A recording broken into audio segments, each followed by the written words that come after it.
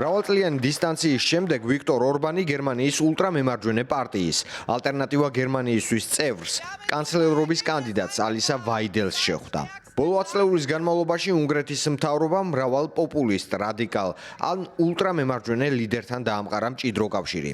საფრანგეთში მარინ ლეპენთან, იტალიაში მატეო სალვინისთან, ასევე ბოსნიელი სერბების ლიდერთან მილორად დოდიკთან.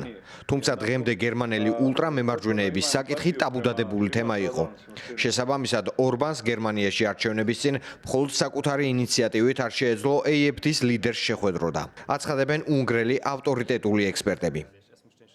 უნგრეთის მთავრობა და თავად ვიქტორ ორბანიც დონალდ ტრამპის მაგალითებით ხელმძღვანელობენ. ილონ მასკმა ფაქტობრივად მაგალითი აჩვენა AfD-ს საჯაროდ მხარდამჭერის გამოცხადებით.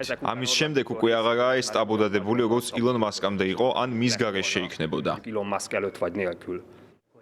ბელჩუ-ჰუნიადი აღნიშნავს, რომ გერმანიის მთავრობასთან კარგი ურთიერთობის შენარჩუნება უნგრეთისთვის ეკონომიკური თვალსაზრისით მნიშვნელოვანია.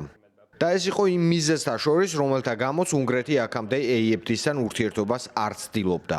მაგრამ ახლა სიტუაცია შეცვლილია. ჩვენ ნახეთ, რომ ბოლო წლებში უნგრულ-გერმანული ურთიერთობები გაფუჭდა. ფიქრობ, ორბანმა ასევე გაითვალისწინა, რომ გერმანიის ოპოზიციის ხელისუფლებაში მოსვლის შემთხვევაში მეგობრულ ნაბიჯებს არ უნდა ელოდოს. შესაძლოა ამანაც ითამაშა როლი, რომ დაახლოებოდა ულტრამემარჯვენეებს. ორბანს, რომელიც რამდენიმე დღის წინ დაესწრო ევროპის პატრიოტთა პოლიტიკური გუნდის ყრილობას მადრიდში, აქვს ამბიცია, რომ გააერთიანოს რადიკალური ჯგუფები, რომლებიც ევროპარლამენტის სამ ჯგუფში არიან გადანაწილებული. თუმცა AfD ვერ იქნება მისი საუკეთესო მოკავშირე ამ საკითხში. ეს პარტია ექსტრემისტულმა ჯგუფმა იდენტობა და დემოკრატიამაც გარიცხა მას შემდეგ, რაც AfD-ს ერთ-ერთმა ლიდერმა თქვა, რომ ნაცისტური SS-ის ყველა ლიდერი არ შეიძლება კრიმინალად მიიჩნეოდეს.